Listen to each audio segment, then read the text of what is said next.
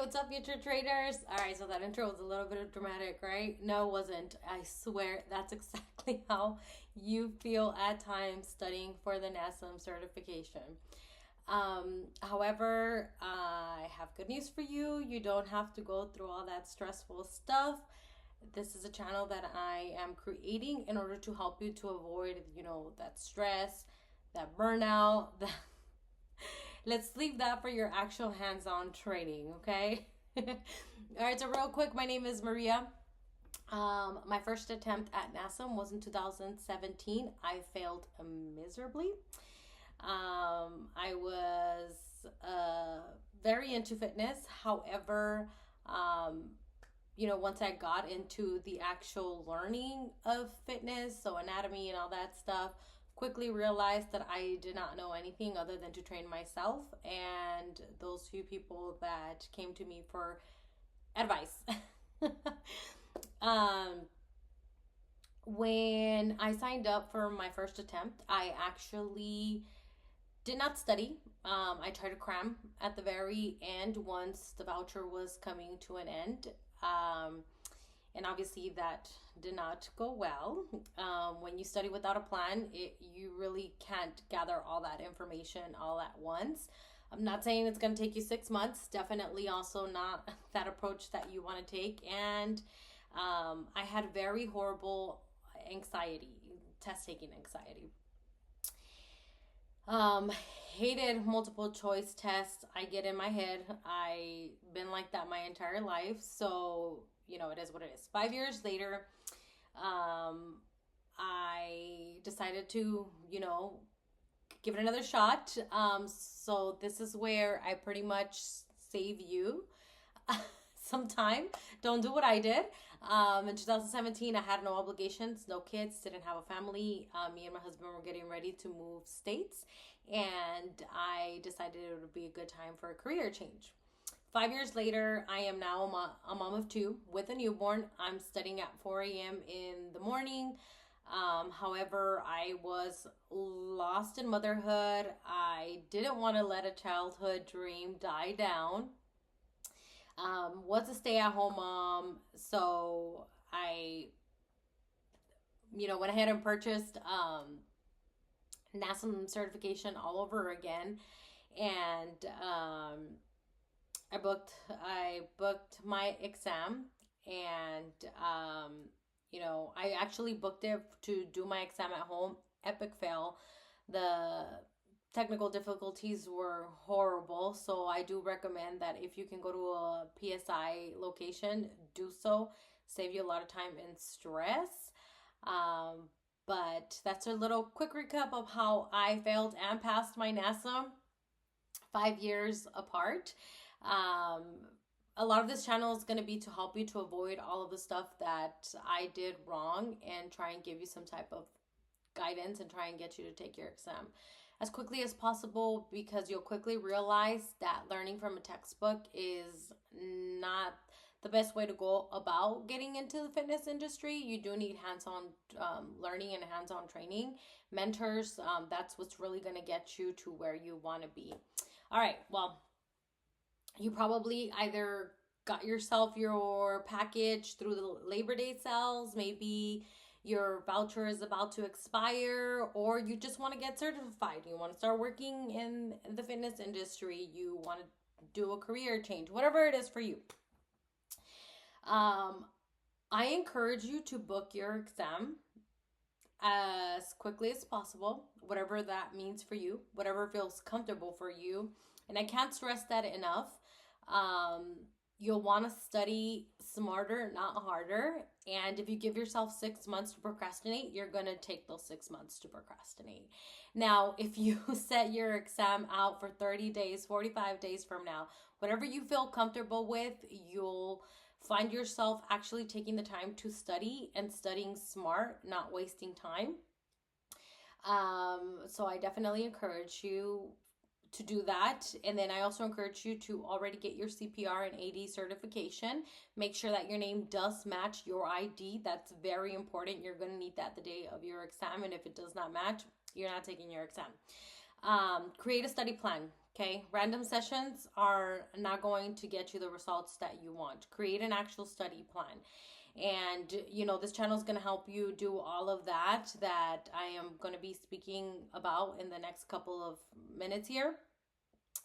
Also, do not have anything that will take a lot of time, study time away from you. Okay, no travel plans, no life-changing events, nothing like that. Make sure that you are ready to put in the time to take the exam. Okay, if you can stomach it, do not read the textbook cover to cover, please. 800 pages, you don't need that.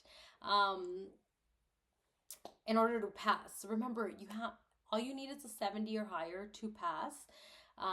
Your certification is not going to give you the actual score. It's not going to tell you that you passed with 100%. Okay, it's going to be 120 questions, 120 minutes.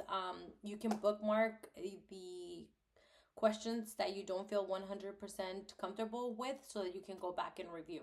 Okay, real quick, this is just a real quick intro. I will be getting into a lot of these topics in individual videos moving forward. So if you have any questions, send me a DM on Instagram, send me a message to my email, and I'll try to help you to the best of my ability. Free resources that you're gonna want to take advantage of. Of course, this channel. I did go into YouTube and I found Show Up Fitness, and they are who I pretty much watched videos, try to connect the dots to whatever that I didn't understand. Listen to their Spotify pretty much anytime I had. It was my background noise, doing the dishes, driving anywhere. It was my go-to. So definitely Show Up Fitness podcast, Show Up Fitness YouTube. About 2 weeks from taking my exam or something like that, I budged and I got their a study guide just because I felt prepared, but I don't know, I just needed a reassurance, I guess. And I bought their study guide like 2 weeks out, 1 week out from taking the exam. Biggest regret. Like, I had just spent few thousand dollars on the NASM exam, and I didn't do $100 more just to really condense all the information into digestible stuff. But anyways, also do weekly Zoom calls. Full disclosure, I am one of the tutors now. That's how much I believed in their product and their mentorship. I now help people with one-on-one tutoring and those weekly Zoom calls. So if you could ever hop on any of those, feel free to do so. And of course, NASM study guide. With that, I would say it's more of like compare your knowledge gaps. Anything that you really do not understand that you quickly see in that study guide, maybe go into the material, the textbook, and get more information on that just for your own sake and sanity. But it's also very, very lengthy. Like, it'll be overwhelming if you try and just study based on that, because a lot of that information, it's just a lot. Their quizzes and their tests, don't go based on the test scores that you're getting on there. Go based more on understanding NASM's terminology for their exams. Remember that the people who wrote the book are not the same people who wrote the test, so there is that disconnection. Make sure that you kind of understand the way they're wording things. I guess that's more of it. Will you find some questions that are word for word in the test? Yes, you will. So that's always nice, but don't get so hung up on your test scores. Get more familiar with the material that you do understand and that you don't understand, and then that way you kind of gauge yourself as to what you need to spend more time studying, right? Okay, so with all that being said, the main topics that we'll be covering, yes, we're going to be branching out into different stuff in these big topics, but these are like the hot topics that we're going to be covering all the time. So of course there's human movement. Make sure you know the planes of and what I mean by human movement, planes of motion, movement patterns, assessments, part cues, overhead squat assessments, movement compensations, overactive, underactive, distortion syndromes. So OPT model, big on the test. Make sure you know the cue variables, cueing, spotting, progressions, regressions, special populations. Again, behavior change. These are more of like the easier stuff. You really want to try and memorize these kinds of things because they're going to be your easy points. You don't want to lose any of these points. Leave the guessing game to the OPT model or to anatomy or something more along those lines, okay? Um, Behavior changes. So we're talking about stages of change, SMART goals, motivational goals, motivation in general. NASM is big with motivation. And then, of course, key terms that will, revolve around the entire concept of the fitness world. So, just real quick, BMI, macros, like the health part of it. Also, blood pressure, contraindications, type 1 versus type 2 fiber muscles. There is a lot we're going to be covering. So get ready. Just show up for yourself as much as you can, and you're going to pass this. We're going to get you to pass.